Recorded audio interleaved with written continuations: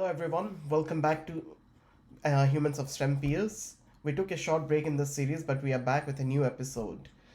For those of you who don't know, Human of STEMPeer is a collaboration between the Addictive Brain and STEMPeers. And in this series, we explore the lives, careers, inspiration, and aspirations of members of the STEMPeer community.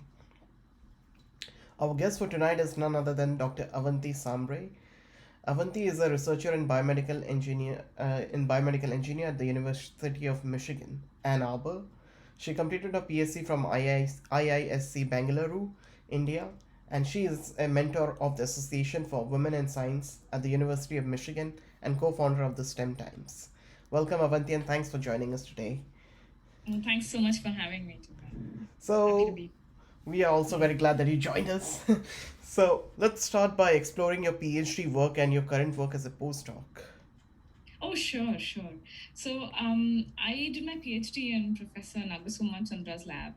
She's now at the Department of Biochemistry. Okay. But when I joined in, she was like between bioinformatics and molecular biophysics, like interim. So, my PhD was like pretty interdisciplinary. I worked on looking at patient host response networks in tuberculosis. Okay. So, by and large, even my current focus is on tuberculosis or TB, which is such a big problem. I know right now we're in the pandemic, so everybody really is just focused on COVID. But honestly, before COVID, like TB was like the number one, killer, that's been responsible for the most deaths. Yes. Due to an infectious disease, like through the history of mankind, like Yeah. you've even found they've even found like Mycobacterium tuberculosis that causes TB in Yes. mummies, like in Egypt, so from several centuries ago. So it's a really big problem, and in India, that's where I did my PhD. Like TB is it's a huge concern. So we were looking at like using diagnostics from the patient diagnostics front. So we kind of adopted a bioinformatics, systems biology, network biology approach, and we also integrated certain patient gene responses. And then we came up with, I think, throughout the other aspects of my PhD, but like the main highlight was that we came up with a 10 gene biomarker signature for diagnosing TB earlier. And I'm very happy to say it's done so well, like with several follow-up studies across the world. Like it's only one of two studies that meet the World Health Organization's TPP, or like target product profiles for gene biomarker diagnosis for TB. So that was pretty cool, I thought. And that was the first time I was actually working with patient data, even though I was working with clinical data and actually on a problem that's so relevant. So I really liked that experience. And right now, in my current postdoc at the University of Michigan, so I'm not sure many people know this, but University of Michigan is also really famous for its medical science. Okay. Like the Michigan medicine is really the center for like excellent clinical research here. So my PI right now, Dr. Sriram Chandrasekharan, he's actually in biomedical engineering. He's not a clinician, but the beauty of it is we collaborate excessively with doctors and get clinical data and genomic data. So my current research is we're using an in-house, we basically use machine learning, which is a kind of artificial intelligence. We've built a platform called Indigo, wherein what you're doing is we're actually looking at different types of gene responses of Mycobacterium to different drugs. And our model then predicts new drug combinations that may work. So actually, let me rewind a little bit. I'm sorry if it's a lot of data. It's another major challenge for TB is that the treatments for TB, it's like a drug cocktail of 4 drugs currently that's given. And this treatment has not changed, you won't believe, like for more than 50 years. Okay. So like patients now, they get the similar treatment to what you got after World War II. Okay. And there's like a whole problem of drug resistance, and as we know, so there are different types of drug resistant, antibiotic resistance in Mycobacterium or in TB infection. So that's why it's become a challenge to like come up with newer drug treatments. And then obviously we're not looking at single drugs, we are looking at drug combinations or drug cocktails again. So doing experiments and then identifying that, you need like even to identify like like sort of set of just from a set of 50 drugs, if you want to look at new drugs, you can have like several 100,000 combinations. So it's a combinatorial problem, which is why like machine learning really helps. So we use all of this data, and then we predict how these drugs will interact, whether they will work together like in synergy or they will oppose each other's actions. And then we have collaborators who then validate some of our predictions, and then clinicians who give in their input. So it's a very nice collaborative, concerted effort, which I think is solving a real-time problem that is very critical right now. So yes, yeah, that's a gist. That's a synopsis. Okay. No, that was a lot of information for me, but Yeah, I'm so no. But it was really useful because TB is something that people don't consider as what do you call it, a dangerous disease anymore. People have forgotten about But it. it is. But it is even actually like, so I know even in India, right, where it's like the hub of TB. Yeah. Until I did my PhD, I'll tell you, I thought it was like an old disease. I thought we had Yes. overcome it already. And then I'm just reading it like, wait, no, this is still, and it had even, in fact, still number one, even more than HIV, like responsible for like more than 1 million deaths a year. So it's, and it's a little sad that it doesn't get as much media attention as it should, but yes, that's how it works now. yeah, I know. Only cancer or Alzheimer's disease get a lot of attention right now. Yeah, and I know like the World Health Organization had also put before COVID, of course, TB was like in a top disease to work, like the end TB, stop TB strategies that they have. But now, of course, that's taken a backseat, and a lot of the funding has been now diverted to COVID research. I mean, of course, that's the need of the hour. But So you did your PhD from India and then you moved abroad. So how was the work culture different in both these countries? Very different. Actually, see, I know anybody who's done like PhD. The work culture, I think it really depends from lab to lab, even in the same country, even in the same institute. So I won't generalize it to like India or US work culture experience. I can just talk about my own experience. So my PhD guide, so she was already well established and like well funded, and she was like pretty senior. So she would give us a lot of independence to do our thing. And even though getting her time was a little, we had to like fight for a time a bit, but otherwise I had a really enjoyable experience, I'd say, overall.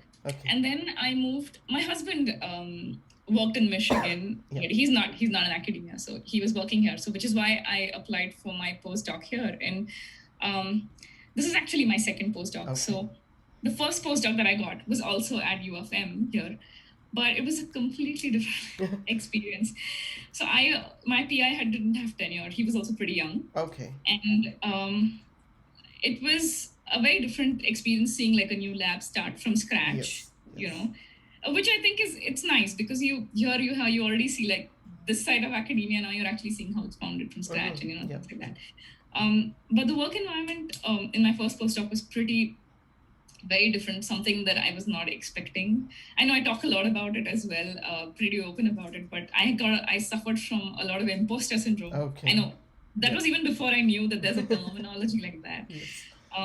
There was a lot of micromanagement. There was a lot of, like, I kind of kept thinking I don't belong here. It was a very high pressure lab.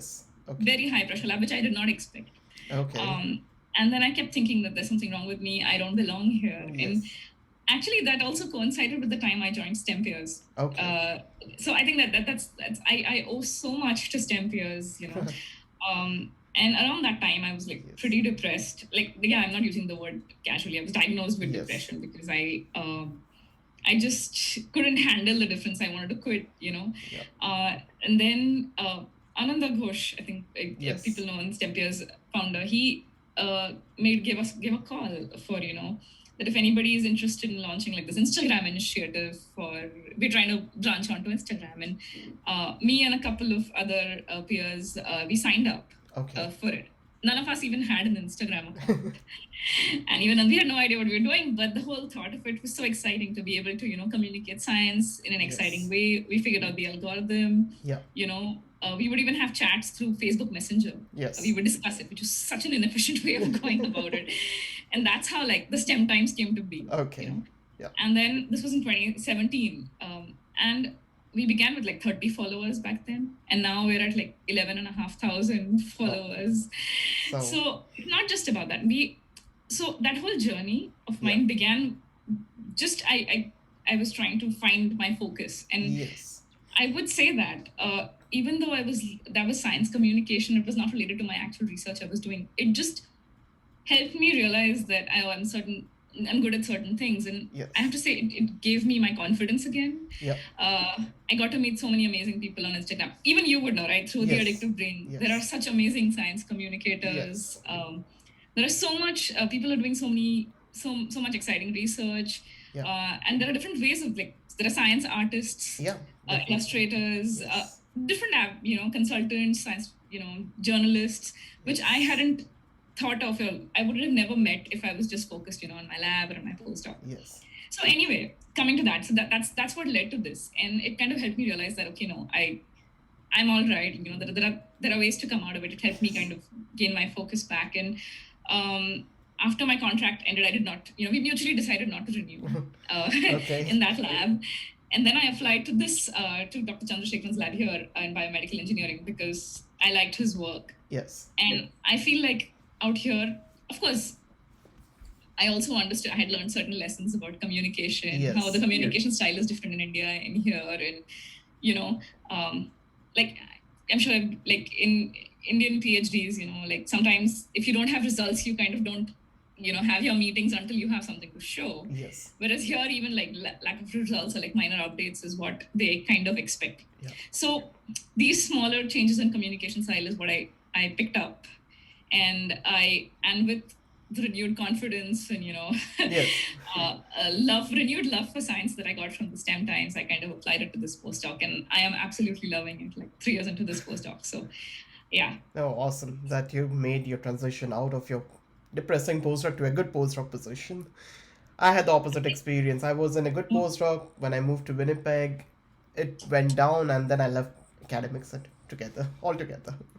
Yeah, I mean, see, I'll tell you, I'm sorry you went through that experience. We know how it is, right? Yes. Like, I'm pretty sure everybody in So, academia has yeah. had one experience like that. But I realized that so many, I feel like we tend to isolate ourselves thinking this is just Yes. happening to us. But again, through STEMpeers and just even through STEM Times, Instagram featuring different scientists, Yeah. I realized this is such a common occurrence. In fact, having a great experience is considered like an outlier.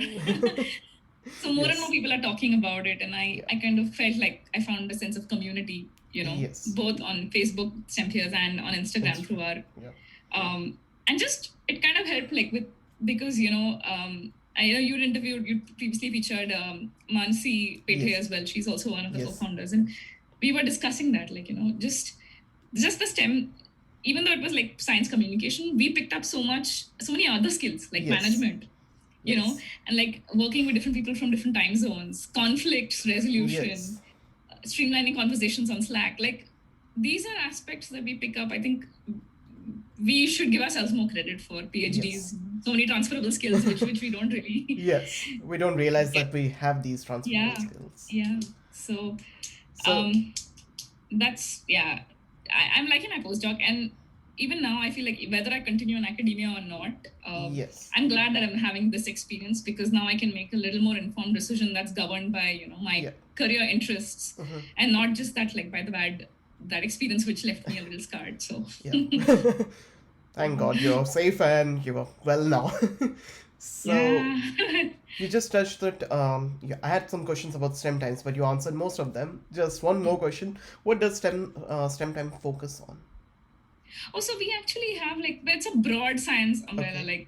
If you look at a description, it just says scientists without borders and science communication. Yes. I think our objective is just to share science concepts or like news, views Yes. in an engaging and simple way. And I think our audience is a mix. Our target audience is a mix of both people who are in STEM as well as like the large population that are not in STEM, because that's more challenging, because there are so many terms we take for granted, or like for example, now I spoke about say mycobacterium tuberculosis, which I would have to explain otherwise, or even transcriptomics, things like that, which people outside our field don't know. And because so I think that was a big form of unlearning for us, how to simplify it without Yes. losing its meaning. Yeah. Like, and one of the best compliments we got actually was one of our followers who, we don't know, they approached us and said that, I think we had done a series of posts on cell division, like, Yes. and just we called it the back to basics, Okay. cell division, simple things. Yeah. And with the visual, like we got like pictures to show how the different phases are, and one of our followers told us this is so nice, like they actually read that post out to their teenage daughter, Okay. who is, just very teenage, who just showed some interest in biology, and she was so fascinated with it that she, so she would like read all our posts, like even our cancer series, or even simple things like we featured about just some astrophysics. Okay. It's just based on different science. It's a huge spectrum. Yes. So there's not one particular thing we focus on, but the idea is just to communicate exciting science. Of course. And just building off of that, like we've had people just talk about how much they learn. Yes. How much they appreciate. Even like over COVID, there were so many people doing psychom, but just highlighting the emphasis of that there is some beauty in science. Yes. And I think we chose Instagram like initially just because we are very visual learners, right? Yes. So nobody's gonna care if you're just gonna talk about a concept, no matter how beautiful you write. But if it's accompanied with a really nice telling image, that kind of piques their interest. So I think it's like visual science stories. Yeah. Yes, I completely agree with that.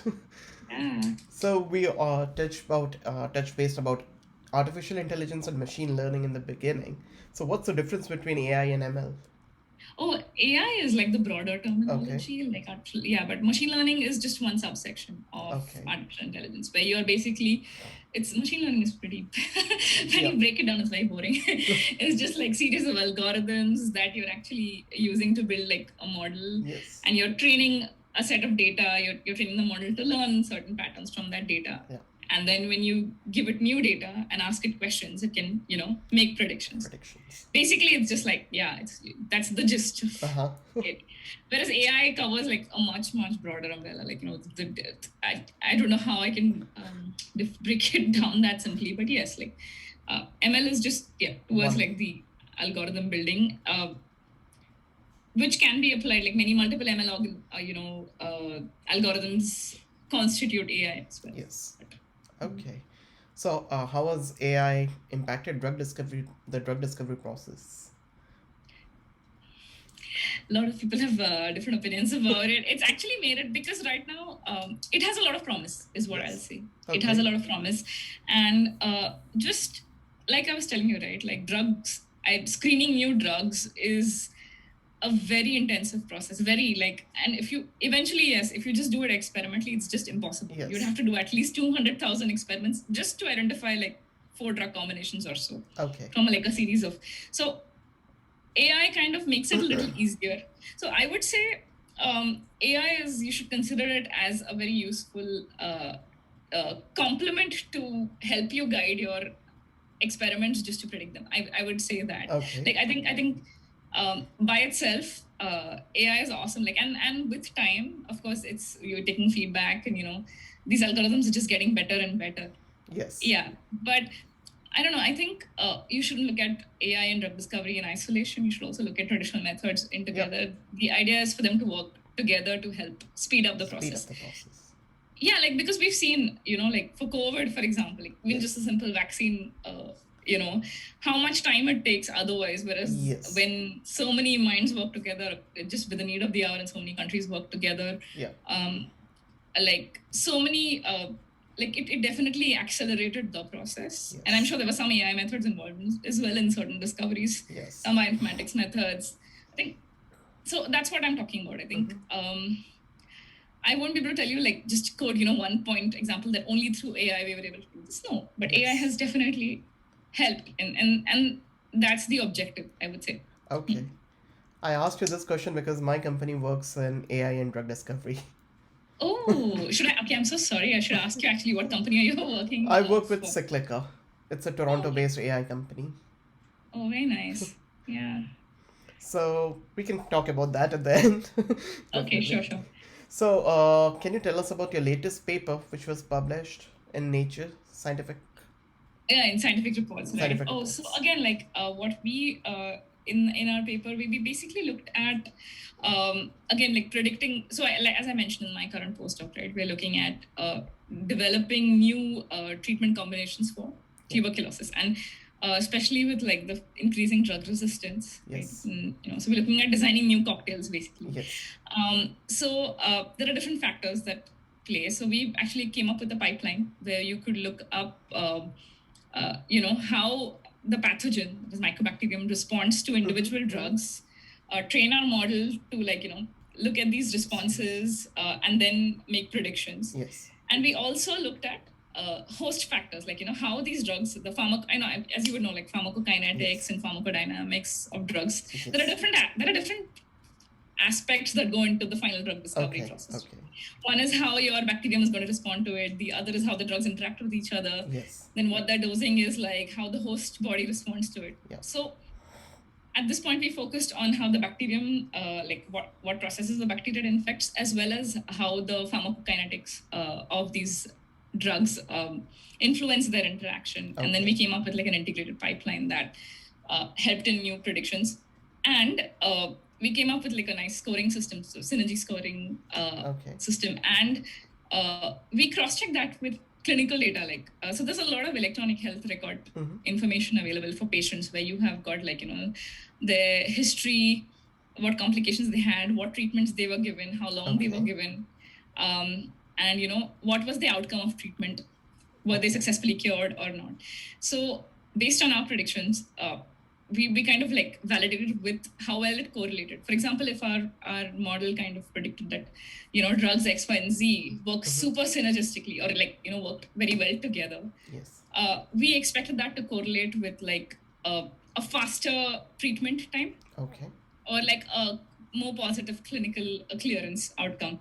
And we got like really good correlations accordingly. So that paper that came out in Nature as Scientific Reports, that was like just a step one towards addressing these. And what we realized is like if you kind of integrate different types of information, like the mutation information from bacteria, the host information, as well as drug information together, you can like make better predictions of clinical prognosis and treatment.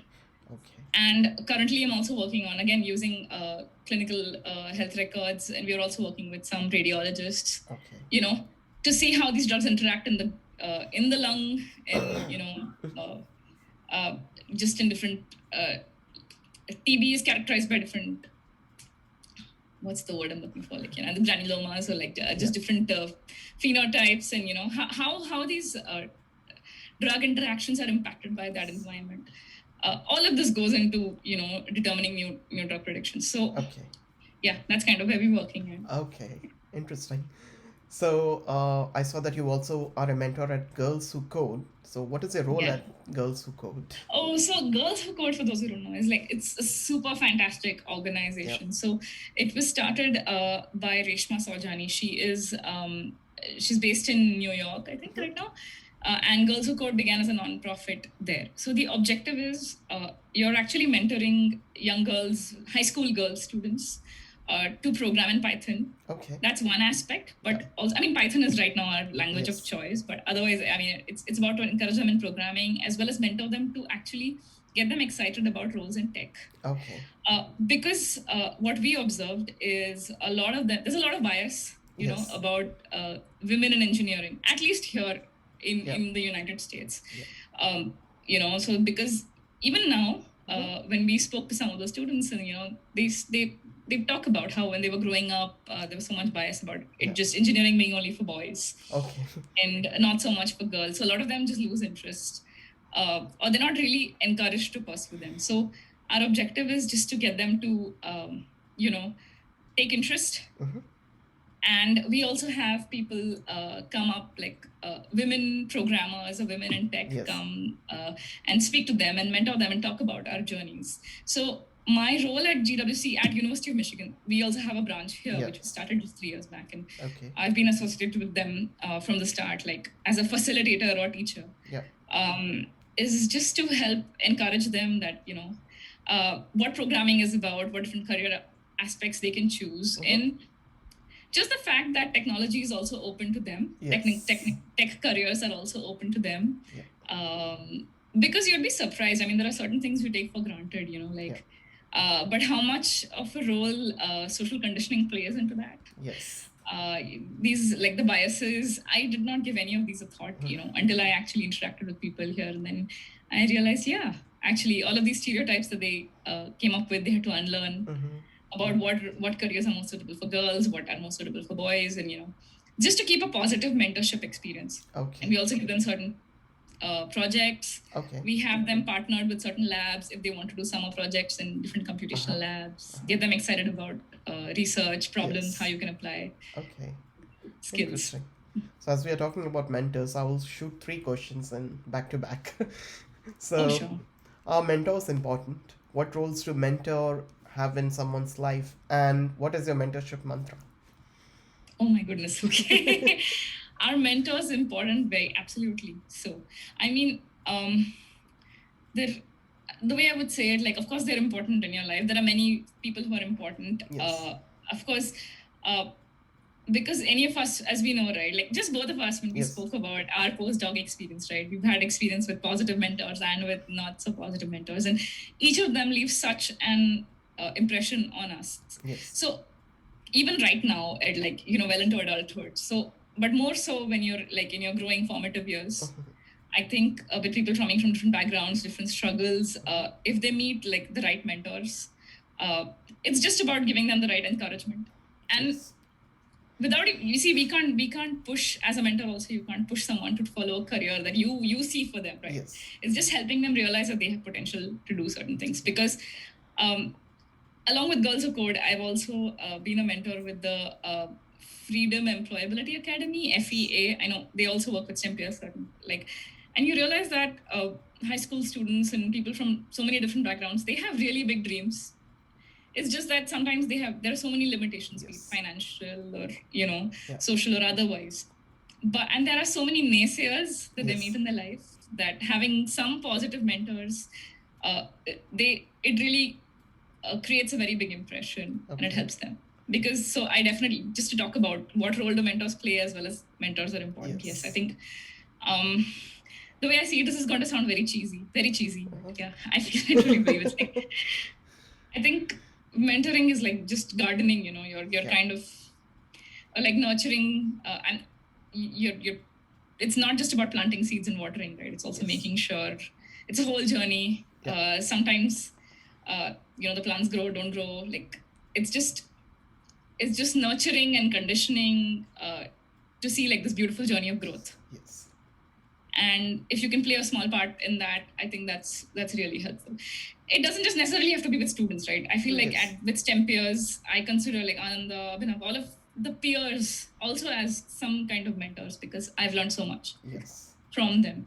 So yes, I do believe in my mentorship mantra. I don't really have a mantra, but I think I'd said this in previously, at least from my experience, that any amount of success, how we define it, it's really not a linear path.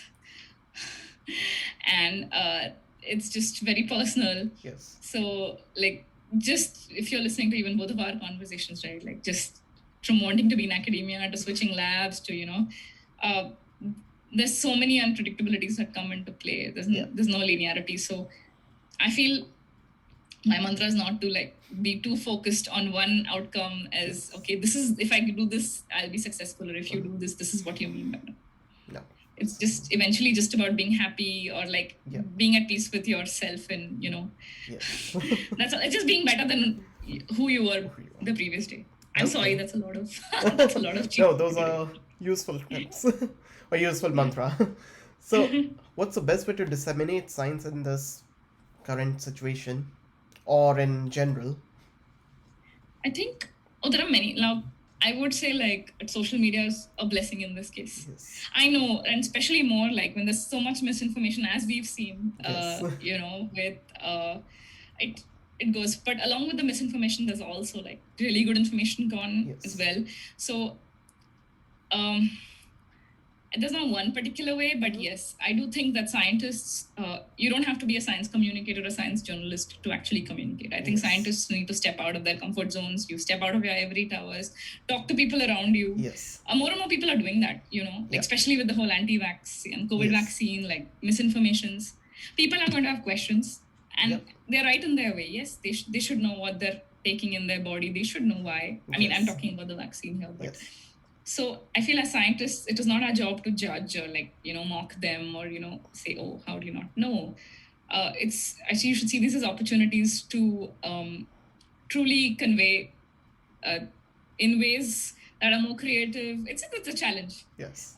Because nobody's going to be reading the actual papers in Lancet or NEJM Yes. or whatever, right? You're not going to be, the common man is not. They're going to read WhatsApp forwards. Yes. They're going to be reading Twitter updates.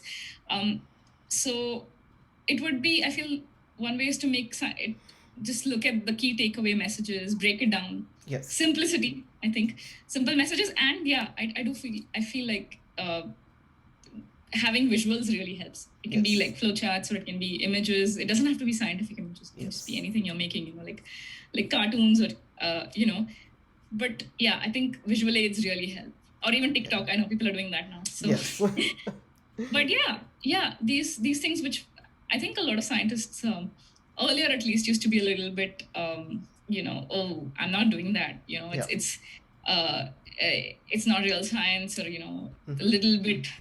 I think we need to come out of that. Yes. Because probably just talk and explain things is important. In a way to understand. Yeah. So, any last thoughts about science communication and mentorship that you want to share with our audience? I think all of us, especially as scientists, and who've been people in science, like we've been through so much just in our educational journey. Yeah. I think science learning that truly transforms you. So I feel that if you could pass that knowledge forward, you don't have to be in academia to be a mentor. I do not believe that. Like, I think whether I join an industry or whether I become, a consultant or anything, I would still want to be associated with mentoring. Yes. Or, science communication. So you don't have to consider that only, oh my God, this is what I want to do, and I don't have time for this. No, I think just that everything we've been through, it would make, if we could just share a little bit of our journey, it does make a lot of difference from what I've noticed, like with my mentorship experience. Okay. Sharing your struggles. Yes. Sharing like the day-to-day, the joys of why we do what we do. Yes. That either comes out in psychom, or it comes out even in teaching, and just I feel like, just sharing your love or like your passion for that subject, your work, that itself is like it does both jobs of inspiring people as well as communicating your work together. And I think more and more people should be doing that. I don't have any last thoughts as such. What do you think, Chandra? Like from your experience too? Well, what I would say is science communication is really important, and most people are focused on Instagram and Facebook, and lately on Twitter. So, as you mentioned, like disseminating the science in simple terms, making it visually appealing is what goes with the masses, rather than publishing a paper and sharing a paper and just giving 3 sentences about it, because people are visually more inclined as compared to reading a long paragraph or a short 3 lines. Yeah, and I think you can make it exciting, right? Yes. Like with quizzes, or did you know, or trivias. Yes. I think it's about having a dialogue rather, I should say. Even in your communication, if you're having a dialogue with your audience, that would be more engaging to them, instead of just saying, hey, this is what our finding was. Yeah, or like, hey, look at this article. Yes. No. And people have very limited time spans right now, so you really have to capture their attention. So another thing I learned is, whatever you do, whatever you say, however exciting, you have to actually show a lot more excitement about it when you are communicating it. Yes. So it's not just something, hey, okay, this drug is like, this vaccine has 95% efficacy. It's like, hey, this vaccine has 95% efficacy! Exclamation! So cool, things like that. I think. And what is efficacy? Like, you need to explain them that, because you need to explain that. Yes. Yeah. And it doesn't have to be like a actual New York Times article or anything. No. These people have shot attention spans. So Yes. literally, you can have one post or one video Yes. about it. Like, okay, so this is what, and have more creative ways of talking about it. So Yeah, I like to explain things like I'm explaining to my 5 year, like when he grows up, like 5 to 6 years. I won't explain him to what is efficacy, so I need to explain it to my audience in that same way. So that's my exactly. Another thing is, yeah, don't take your audience to be foolish, or Yes. don't have a. I've seen this like a lot of times because we are so among the scientific audience. You may think that just because people are not from a STEM background, they don't understand anything. Yes. That's not true. Yes. That's not true. Like even within science, I don't understand physics concepts, so I would not appreciate if a physicist is treating me as if I'm dumb. No. Yes. So explain it in simplicity, but don't like dismiss the intelligence Yes. of your audience, is what I would say. It's like, and don't be so simple that you miss out the essence of that yeah. So subject. it's a good challenge. I Yes. think it's also a challenge to us as scientists because the clearer we are with the concepts, the better we can explain them. Yes. And that's what we realize that okay, yeah, it also helps you like understand your subject better. I think. Definitely. Well, thank you very much for your time, Avanti. It was really a pleasure chatting with you and getting to know more about you and your mentorship mantra. That I have to put in quotes. Thank you so much. I know I gave way too much information, but yeah. No, thank you very much. This video will Yeah. be shared on our YouTube channel so people can go there and watch it again. Absolutely. Thank Thank you. you, Jen.